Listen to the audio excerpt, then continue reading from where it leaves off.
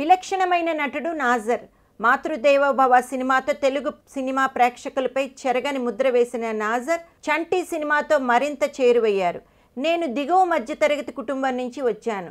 స్కూల్కి వెళ్ళే టైంలో నా డ్రీమ్ ఏంటంటే నెలకు 500 సంపాదిస్తే చాలు. కానీ మా ఫాదర్ డ్రీమ్ మాత్రం నేను యాక్టర్ కావాలని ఉండేది. నేను పియూసీ ఫెయిల్ అయ్యాను. తర్వాత ఎయిర్ ఫోర్స్లో జాయిన్ అయ్యాను. నా ఉద్యోగంతో ఇంట్లో ప్రాబ్లమ్స్ సాల్వ్ అవుతాయని అనుకున్నాను. అయితే మా ఫాదర్ మాత్రం నువ్వు యాక్టర్ కావాల్సిందే అని సీరియస్గా చెప్పారు. తీసుకెళ్ళి ఫిలిం ఇన్స్టిట్యూట్లో చేర్పించారు. అక్కడ చిరంజీవి నేను బ్యాచ్మేట్స్మే. రాజేంద్ర ప్రసాద్, సుధాకర్ మాకు seniors. Rajinikanth first batch student. Adyar ఇన్స్టిట్యూట్లో ఉన్నప్పుడు యాక్టింగ్ ఒకటే కాకుండా డైరెక్షన్ కూడా నేర్పించేవారు. డైరెక్షన్ వైపు వెళ్ళడానికి అది కూడా ఒక కారణం. నేను 13 ఏళ్ల క్రితం ఫిలిం ప్రొడక్షన్ వర్క్ చేశాను. ఆ సమయంలోనే 2.5 కోట్లు పోగొట్టుకున్నా. రోడ్డు మీదకి వచ్చాను. సినిమాల్లో ఇలాంటివి జరగడం మామూలని సర్దుకున్నా. మంచి స్టోరీ ఉంది, సినిమా చేద్దామనిపించి దర్శకత్వం చేశాను.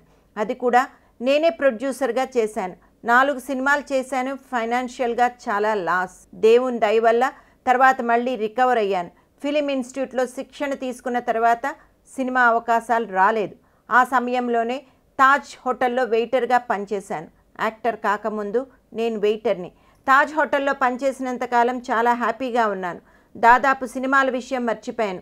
నెలకు 300 రూపాయల జీతం, టిప్స్ వచ్చేవి. ఫిలిం ఇన్స్టిట్యూట్లో నాకు గోల్డ్ మెడల్ వచ్చింది. ఆ మెడల్ని చూపిస్తూ అవకాశాల కోసం తిరిగేవాడిని. ఇప్పుడు అది తలుచుకుంటేనే నవ్వొస్తోంది. మా నాన్న ఫోర్స్ చేయడంతో తాజ్ హోటల్లో రిజైన్ చేసి మళ్ళీ అడియార్ ఇన్స్టిట్యూట్లో చేరాను. ఎలాగైనా సరే నటుడు కావాలని అక్కడే నిర్ణయించుకున్నాను. నేను సినిమా ఇండస్ట్రీలో ప్రొఫెషనల్గా ముందు డబ్బు తీసుకున్నది డబ్బింగ్ ఆర్టిస్ట్. కానీ ఒక రోజుకు 13 రూపాయలు ఇచ్చేవారు. చిరంజీవి నేను బ్యాచ్మేట్స్ అయినా ఇద్దరం కలిసి 30 ఇయర్స్లో ఒక్క సినిమాలో కూడా నటించలేదు. ఇటీవల ఖైదీ నెంబర్ 150లో చేశాను. షూటింగ్ సమయంలో ఏంటి నాజర్, మనం ఇన్నాళ్ళు ఎందుకు కలిసి చేయలేకపోయామని చిరంజీవి అన్నారు. మేమిద్దరం 30 ఇయర్స్ బ్యాక్కి వెళ్ళిపోయాం.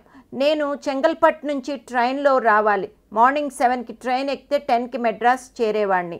మాది పేద కుటుంబం కావడంతో అమ్మ lemon rice or curd rice బాక్స్లో ఇచ్చేది. ఒక్కోసారి వైట్ రైస్ మాత్రమే తీసుకుని వెళ్ళేవాడిని. ఆ టైంలో మా బ్యాచ్మేట్స్ అయిన చిరంజీవి, హరిప్రసాద్కి ఆంధ్ర మెస్ నుంచి క్యారేజ్ వచ్చేది. చిరంజీవి, హరిప్రసాద్, సుధాకర్ ఒక రూమ్లో ఉండేవారు.